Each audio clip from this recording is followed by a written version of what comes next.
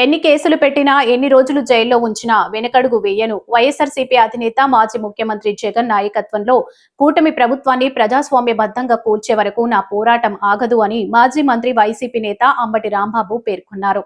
గత 18 రోజులుగా రాజమహేంద్రవరం కేంద్ర కారాగారంలో రిమాండ్లో ఉన్న ఆయనకు కోర్టు బెయిల్ మంజూరు చేయడంతో బుధవారం సాయంత్రం విడుదలయ్యారు. ఆయనకు వైఎస్ఆర్ కాంగ్రెస్ పార్టీకి చెందిన మాజీ మంత్రులు, మాజీ ఎమ్మెల్యేలు ఘనంగా స్వాగతం పలికారు. అనంతరం మీడియాతో మాట్లాడుతూ తనను అన్యాయంగా జైల్లో పెట్టారని ఆరోపించారు. ఈ 18 రోజుల జైలు జీవితం ఎంత కఠినంగా ఉన్నా ఎంజాయ్ చేశామన్నారు. చంద్రబాబు, లోకేష్ అధికారంలోకి రాగానే తనను జైల్లో పెట్టడానికి కుట్ర చేస్తారని తెలిసినని, అందుకే అన్నింటినీ సిద్ధంగానే ఉన్నామన్నారు. తనను హతమార్చడానికి ఇంటిపై దాడి చేశారని, కార్యాలయాన్ని, కారును ధ్వంసం చేశారని, కుటుంబాన్ని ఇంటి నుంచి తరిమేశారని ఆగ్రహం వ్యక్తం చేశారు. అనంతరం అక్కడి నుంచి ర్యాలీగా కంపాల చెరువు జంక్షన్ కు చేరుకుని మాజీ మంత్రి జక్కంపూడి రామ్మోహన్ రావు విగ్రహానికి పూలపళ్లు వేసి నివాళులర్పించారు. మాజీ మంత్రులు వేణు, తానేటి వనిత, గొల్లపల్లి సూర్యారావు, మాజీ ఎంపీ వంగా గీత, మాజీ ఎమ్మెల్యేలు జక్కంపూడి రాజా, చిల్లా జగ్గిరెడ్డి, తలారి వెంకట్రావు, రౌతు సూర్యప్రకాష్ రావు, గూడూరి శ్రీనివాస్, సంకిస భవానీ ప్రియ, నక్కా శ్రీనగేష్, పోలు విజయలక్ష్మి, మారుతి లక్ష్మి తదితరులు రాంబాబును కలిశారు.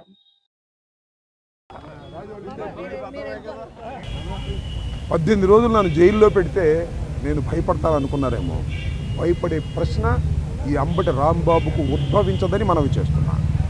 ఎందుకంటే ఈ చంద్రబాబు నాయుడు గారి ప్రభుత్వం వచ్చినప్పుడే జైల్లో ఉండటానికి సిద్ధపడ్డానని కూడా ఈ సందర్భంగా మనవి చేస్తున్నా. నన్ను హింసించాలని, నన్ను జైల్లో పెట్టాలని చంద్రబాబు, లోకేష్ ఎప్పటి నుంచో ప్రయత్నం చేస్తున్నారు. ఎక్కడో దొరికాను, లోపల పెట్టారు. చూద్దాం, టైం విల్ కమ్ అగైన్. పరిస్థితులు మళ్ళా మారతాయి. ఈ పాపానికి వారు పరిష్కారం చేయక తప్పదని కూడా ఈ సందర్భంగా నేను మనవి చేస్తున్నాను. రాజమండ్రి సెంట్రల్ ప్రిజన్ నాకు పట్టుదలను పెంచే ఒక శిక్షణా కేంద్రం అని కూడా ఈ సందర్భంగా నేను మనవి చేస్తున్నాను. మరింత పట్టుదలగా, మరింత కసిగా ఎన్ని కేసులు పెట్టినా, ఎన్ని రోజులు జైల్లో ఉన్నా ఒక్క అడుగు కూడా వెనక్కు వెయ్యను. జగన్మోహన్ రెడ్డి గారి నాయకత్వంలో ఈ కూటమి ప్రభుత్వాన్ని ప్రజాస్వామ్యబద్ధంగా కూల్చేంత వరకు ఈ పోరాటం ఆగదు. ఎన్నిసార్లు జైల్లో పెట్టినా వెనక్కు వెళ్ళే ప్రశ్న లేదు. అన్యాయంగా, అక్రమంగా జైల్లో పెట్టారు.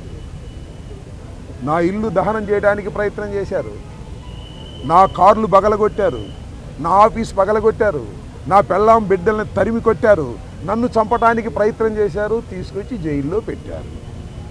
ఏమైంది? ఏమైద్దని అడుగుతా ఉన్నా. చంద్రబాబు నాయుడిని అడుగుతా ఉన్నా, లోకేష్ని అడుగుతా ఉన్నా. ఏమైద్ది? ఏమీ కాదు. మళ్ళా కాలం తిరిగి వస్తుంది. అన్నిటికీ సమాధానం ఇవాళ చాలామంది మిత్రులు మాట్లాడారు. బయట జరిగిన సంఘటనలు నాకు తెలియదు, చాలా తక్కువ మాత్రమే, పేపర్లో ఉన్నవి మాత్రమే నేను తెలుసుకున్నాను. జైలు జీవితాన్ని నేను అనుభవించాను అనుకోకండి, ఎంజాయ్ చేశాను. ఎంత కఠినంగా ఉన్నా ఎంజాయ్ చేశాను. ఎందుకంటే ఒక రాజకీయ స్ఫూర్తితో రాజకీయాల్లోకి వచ్చినటువంటి వ్యక్తిని నేను, పట్టుదలగా ముందుకు సాగే వ్యక్తిని జైల్లో పెడితే భయపడిపోయే వ్యక్తిని అంతకంటే కాదు. మరింత ధైర్యంగా పోరాట పటిమతో ముందుకు వెళ్ళేటటువంటి వ్యక్తిని కూడా మనవి చేస్తున్నాను. ఎప్పుడు ఎక్కడా తప్పు చేయలేదు. పొరపాటు మాట్లాడితే వెంటనే పశ్చాత్తాపడ్డా. పశ్చాత్తాపానికి మించిన ప్రాయచిత్తం లేదంటారే, మరి ఏమిటి? ఎంతమంది పశ్చాత్తాపడ్డారు? నేను తప్ప ఎవరైనా పశ్చాత్తాపడ్డారా అని అడుగుతా ఉన్నా. సరే, ఏది ఏమైనా టైం విల్ డిసైడ్. ఒకటి మాత్రం నేను చెప్పదలుచుకున్నాను. నాకు ఈ సందర్భంగా సపోర్ట్ చేసినటువంటి వారందరికీ కూడా పేరు పేరున నా హృదయపూర్వక నమస్కారాలు, ధన్యవాదాలు. నా పార్టీ కానివారు కూడా నన్ను సపోర్ట్ చేశారు. దాడులు చేయటం తప్పన్నారు, దాడులు అన్యాయం అన్నారు. ఒకవేళ తప్పు మాట్లాడితే కేసు పెట్టి లోపల పెట్టాలి కదా, ఇంటి మీద దాడి ఏంటి అన్నారు. దాడి చేసిన వాళ్ళకు బెయిల్ వచ్చింది. దాడి చేయించుకున్న నాకు 18 రోజుల తర్వాత బెయిల్ వచ్చింది. ఏం చేయగలిగారు? ఏం చేస్తారు? దేనికైనా సిద్ధపడి రాజకీయాల్లో జగన్మోహన్ రెడ్డి వెంట నడుస్తున్నటువంటి వ్యక్తులం. ఆ రోజు రాజశేఖర రెడ్డి వెంట నడిచాం, ఇవాళ జగన్మోహన్ రెడ్డి గారి వెంట నడుస్తాం, తుదకంటూ నడుస్తాం. బొందిలో ప్రాణం ఉన్నంత వరకు జగన్ వెంట నడుస్తాం.